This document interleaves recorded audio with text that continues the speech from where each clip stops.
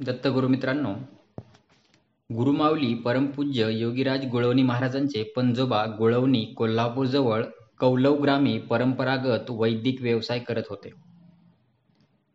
परमपूज्य नारायण स्वामींनी त्यांना अनुग्रह दिला होता, म्हणून परमपूज्य नागेशरावांना जी पुत्ररत्न प्राप्त झाली त्यांचे नाव त्यांनी नारायण ठेवले. श्री नारायण भटजी ना जो पुत्र झाला त्याचे नाव त्यांनी दत्त ठेवले. श्री दत्तोपंत भटजी कुलाचार संपन्न व शास्त्रोक्त विधी निष्ठेने करणारे वैदिक होते.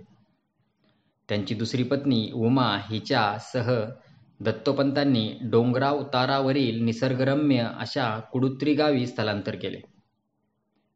श्री दत्तोपंत भटजींचा दिनक्रम स्नानसंध्या, पूजा अर्चा, अग्निसाधना, रुद्र एकादशीनी पंचसूक्त पवमान युक्त अभिषेक पूजा, गुरुचरित्र पारायण, भोगावती नदीवर ब्रह्मयज्ञ, घरी नैवेद्य, वैश्वदेवानंतर भोजन, दुपारी विष्णू सहस्त्रनाम, साय संध्या, अग्निसेवा व रात्री कुलगुरू नारायण स्वामींचे भजन अशा परिपूर्ण धार्मिक कार्यक्रमांनी भरलेले असे.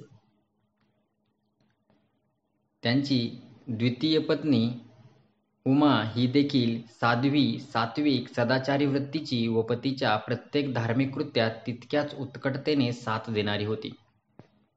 प्रत्येक पौर्णिमेस श्री दत्तोपंत व सौ उमामाता उभयता न चुकता नरसिंहवाडी श्री दत्तप्रभूंच्या दर्शनास जात असे.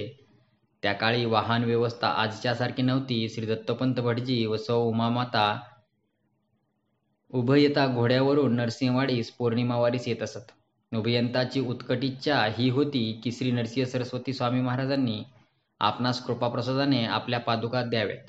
त्यांच्या नरसिंहवाडी वारीस 20 वर्ष पूर्ण झाली तरी श्री दत्तप्रभूंच्या कृपा आशीर्वादाने फळ त्यांना अद्याप मिळायचे होते. या 20 वर्षात उमा दत्तोपंतांचा संसार वृक्षाचा विस्तार होऊन बापू नरहरी आणि गोविंद अशा 3 सुंदर फळांनी संसार वृक्ष लगडला होता. या खेपेस उमामाता पुन्हा गरोदर होत्या. त्यांना 7 महिने झाले होते, म्हणून श्री दत्तोपंत एकटेच श्री क्षेत्र नरसिंहवाडीस गेले होते. अशा अवस्थेत उमामातांनी श्री स्वामींच्या पादुका प्रसादाचा ध्यास घेऊन उत्कट भक्तिभावाने उपोषण सुरू केले. या उपोषणात परमेश्वराचा अखंड जप सुरू केला. काही दिवस लोटल्यावर सौ उमामातांना थकवा जाणवू लागला. तशाही स्थितीत देवापुढे अखंड जप चालूच होता. एके दिवशी दुपारी 12 वाजता त्यांच्या कानी नारायण ध्वनी आला आणि कुणी संन्यासी जवळ आल्याची चाहूल लागली. त्यांना आपल्या मांडीवर काहीतरी पडल्याचा आवाज आला आणि वस्तू मांडीवर पडल्याची जाणीव झाली. उमाबाईंनी प्रयत्नपूर्वक डोळे उघडले. मांडीवर एक कागदाची पुडी होती. पुडी उघडली आणि उमाबाईचे अष्टसात्विक भाव जागृत झाले. आपले उपोषण, आपली सेवा देवाला रुजू झाली या अत्यानंदाने त्या भारून गेल्या.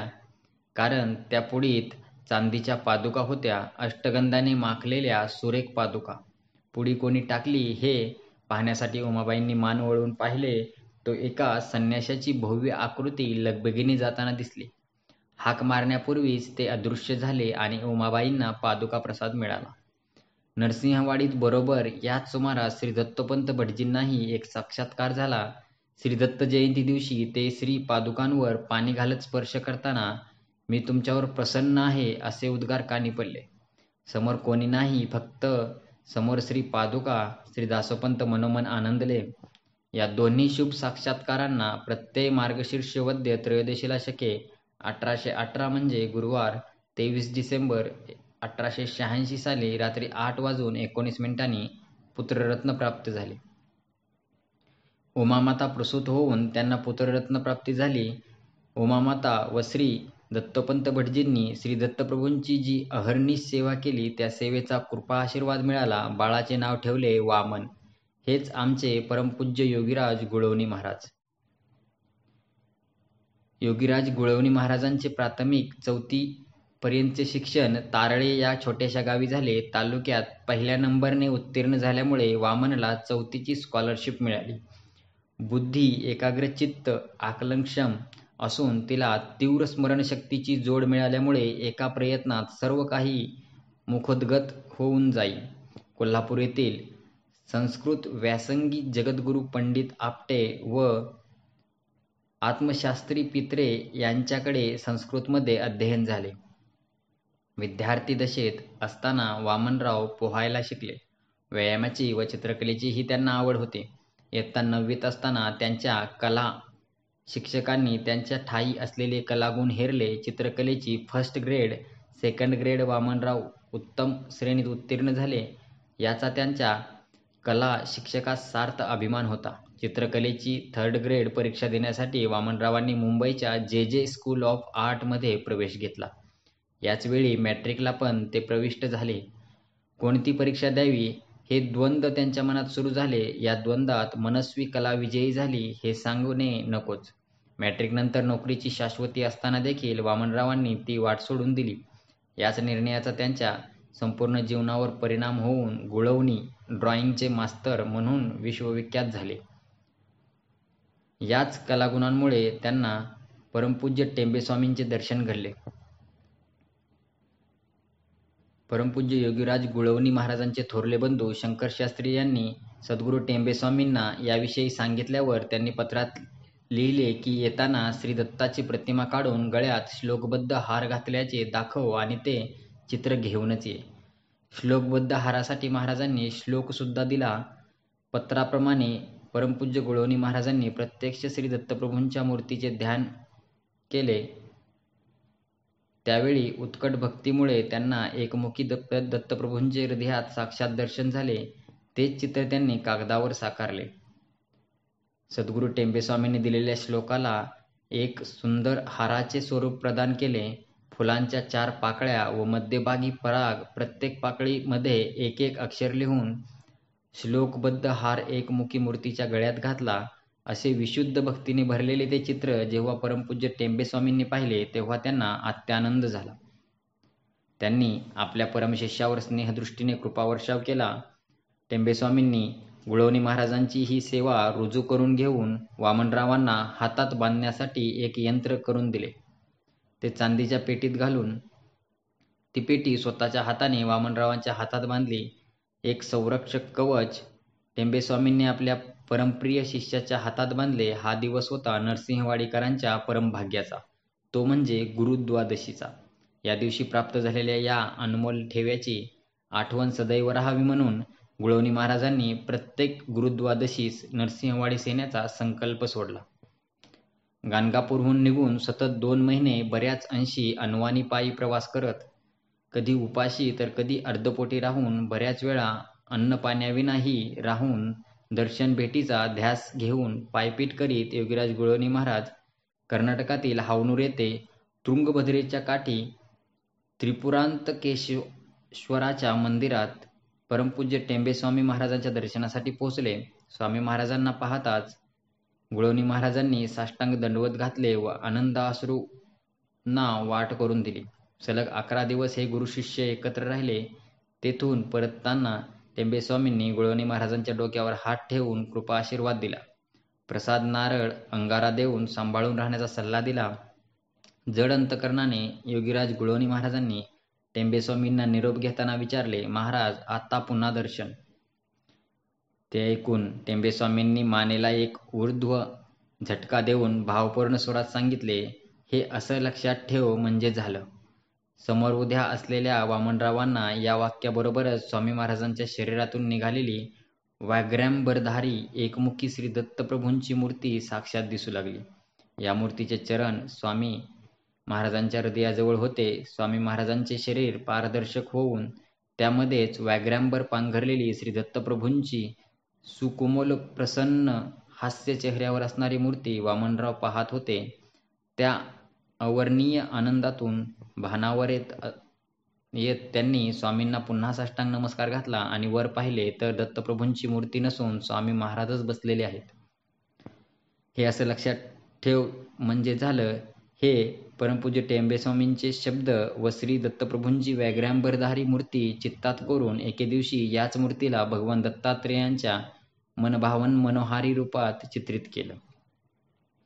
एका चित्रकाराच्या अप्रतिम हस्तकौशल्याने जणू दत्तप्रभू कागदावर प्रगटले.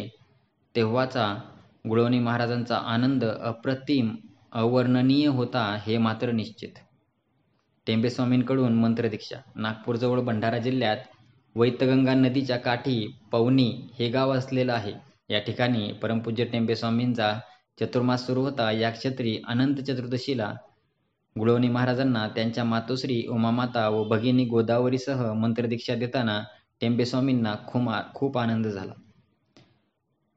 परमपूज्य लोकनाथ तीर्थ स्वामींकडून शक्तिपात दीक्षा. गुळवणी महाराज दैनंदिन कार्यक्रमात प्राणायामाचा अभ्यास करत असताना एके दिवशी त्यांच्या स्वप्नात परमपूज्य टेंबेस्वामी महाराज आले.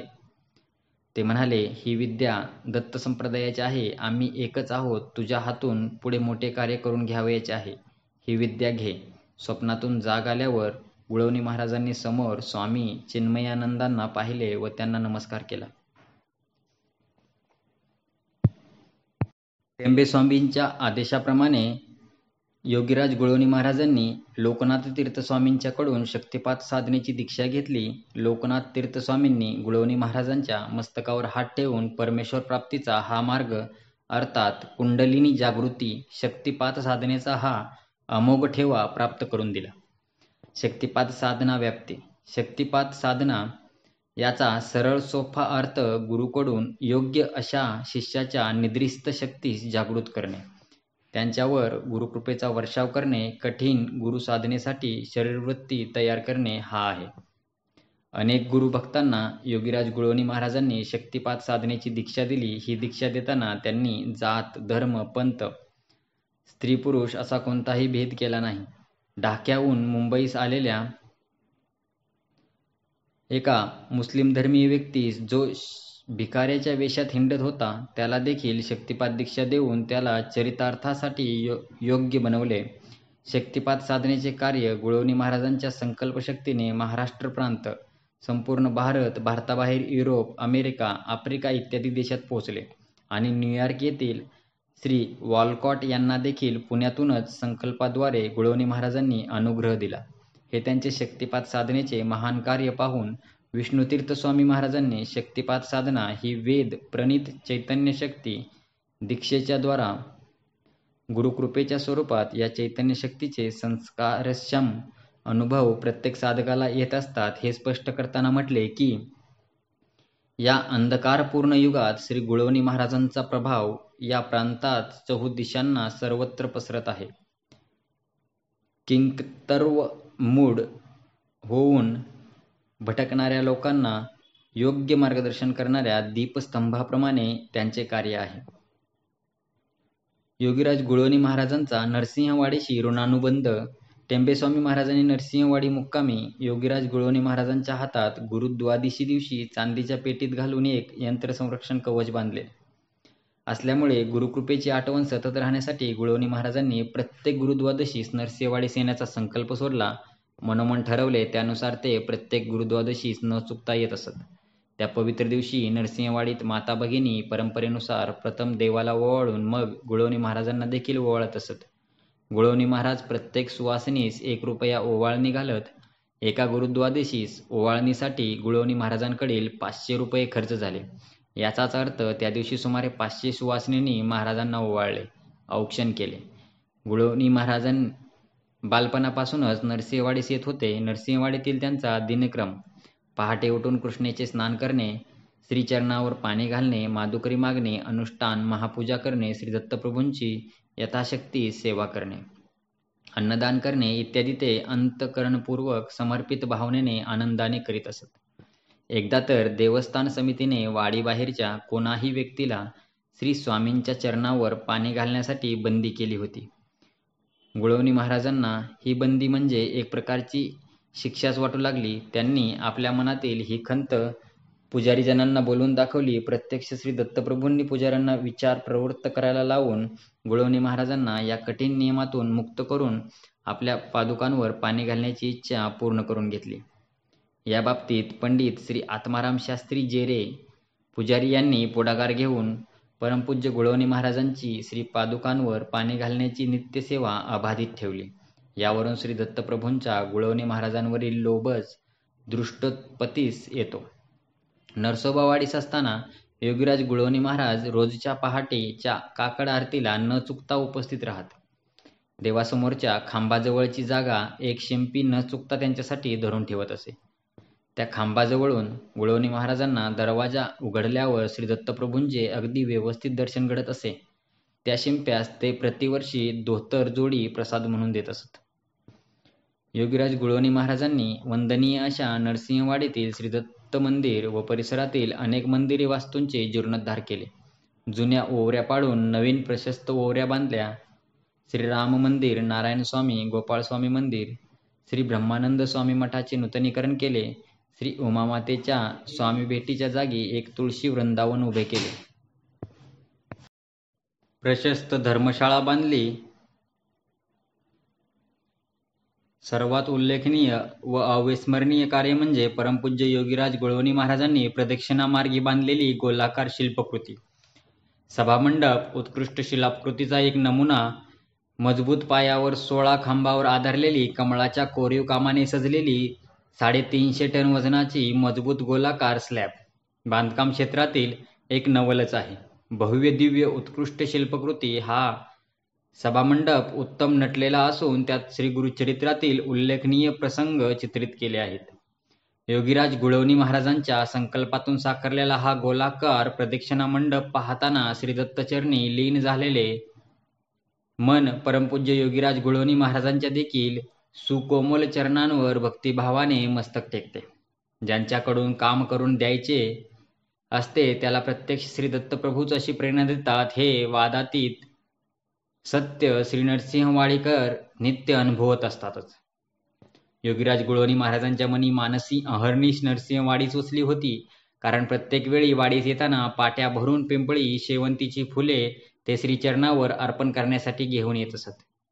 वाडीस असताना कित्येक वेळा पार्सलने देखील त्यांनी पिवळी शेवंती मागून घेतली होती. नरसिंहवाडीहून कोणी व्यक्ती आली किंवा पुण्याहून कोणी वाडीस जाणारी व्यक्ती भेटली तर त्यांच्याबरोबर गुळवणी महाराज पिवळ्या शेवंतीची हाराभर फुले न चुकता पाठवत असत. सर्व काही आपल्या लाडक्या आराध्य दैवतासाठी. स्वारींच्या पोशाखातील जरीची पगडी देखील गुळवणी महाराजांनी मापाप्रमाणे बनवून वाडीस श्री स्वारीच्या सेवेस पाठवून दिली.